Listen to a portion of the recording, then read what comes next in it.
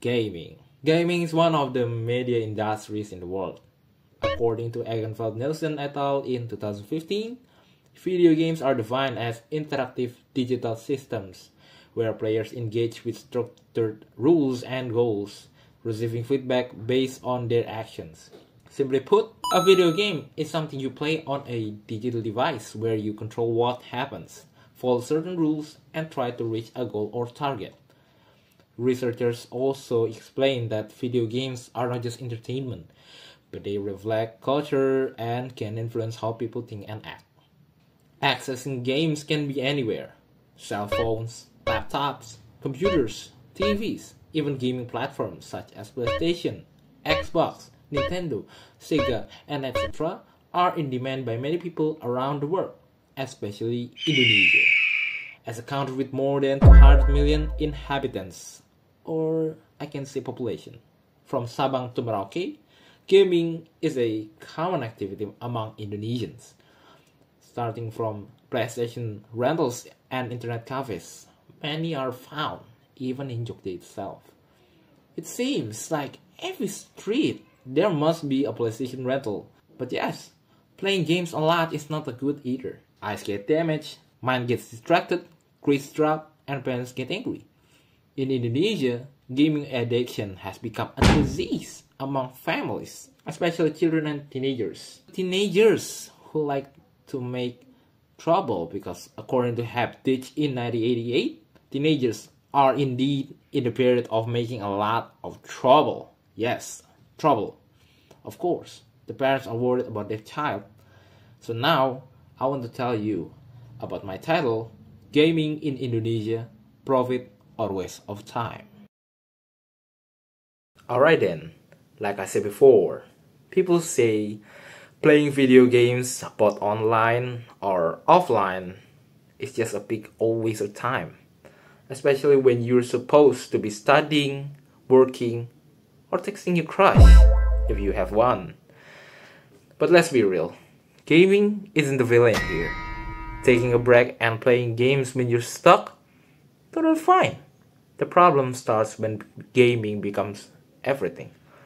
Like, breakfast with games, shower with games, lunch with games, dinner, bedtime, still gaming.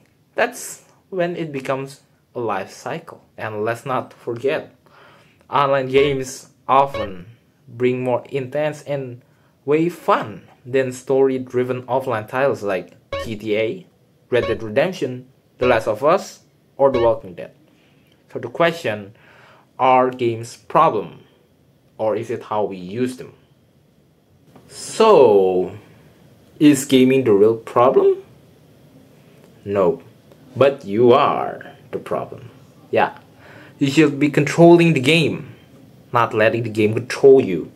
No. And yeah, it's normal if your parents yell or even launch a flying sandal or even bells on your way. Classic Asian parent. Well, no offense though, it's fact. Yeah, right? But here's the twist.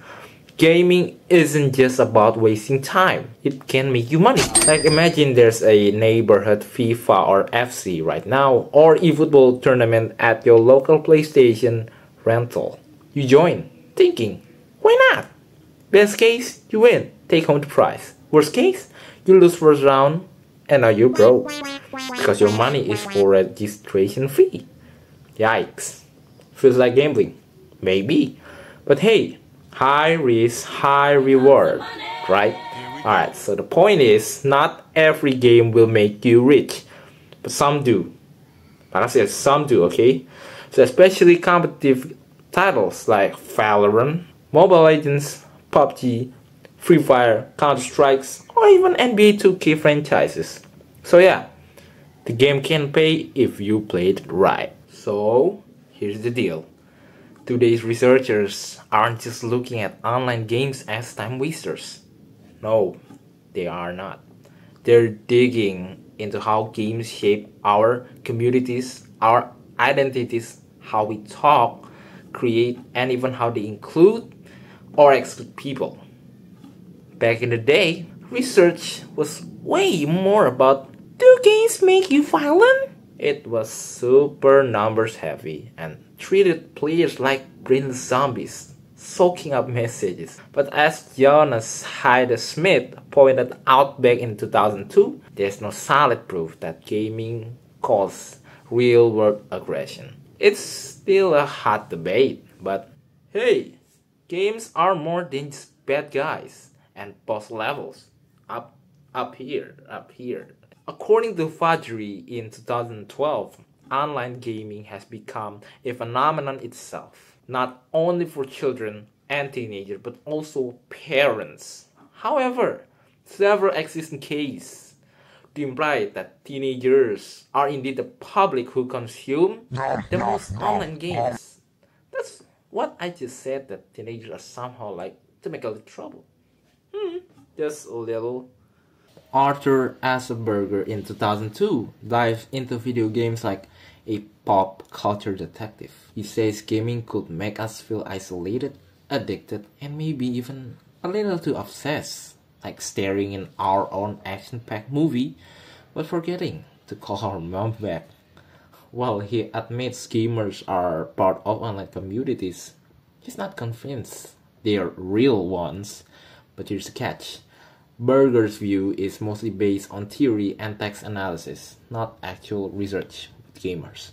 So before we label all players as lonely fools, maybe we should hit pause and ask what real gamers are saying. Now, let's bring in the concept from Baker and Amos Culture Study Book, specifically the chapter Youth, Style, and Resistance. They talk about gamer culture, and honestly, it fits Indonesia so well. Like, I mean, who here hasn't skipped school just to hang out at a PlayStation rental or internet cafe? A rite of passage for Indonesian teens from the thousands to today. It's always been a thing. This gamer culture isn't just about playing games. It's about identity, rebellion, and community. Kids who dive deep into gaming often find more joy exploring virtual worlds than studying algebra or preparing for some distant dream job. It's not just laziness. It's culture, resistance, and honestly, a way to survive boredom. Let's not underestimate it. And then I tried to search a couple websites to find a good concept, and I found this one. It's from medium.com and the title is Why Video Games in Adult Life is a Waste of Time by William Lane. Okay, according to Lane, he said that video games are a great deal of fun. You can get lost in the world and escape your daily routines. Especially today with the latest graphics, video games have become mesmerizing. Well, of course, I agree with this statement or concept. And let's get to the negative one. Are you winning, son? Honestly, Dad, it's not even about gaming anymore, man.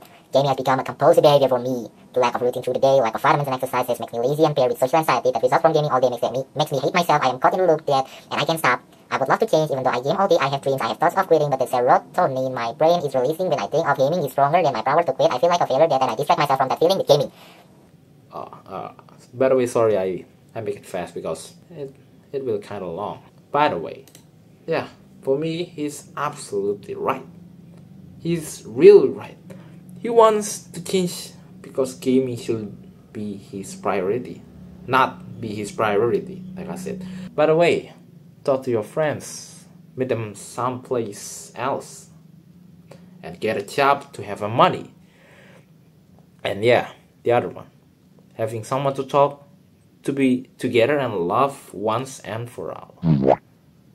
No, seriously guys, I'm being serious. Like that Scouse man says, 95% of gamers will change and decide that they will try to list their gaming time if they have a girlfriend or boyfriend. Let's be real. So many people still think gaming is just a big waste of time. Like, instead of working or finishing your assignment, you're out here grinding for that mythical glory in Mobile Legends or pushing your Valorant rank to Radiant. Meanwhile, your thesis is in the corner, waiting to be revised. Your lecture? probably wondering if you're vanished. And parents? Classic lines like, playing games won't make you rich.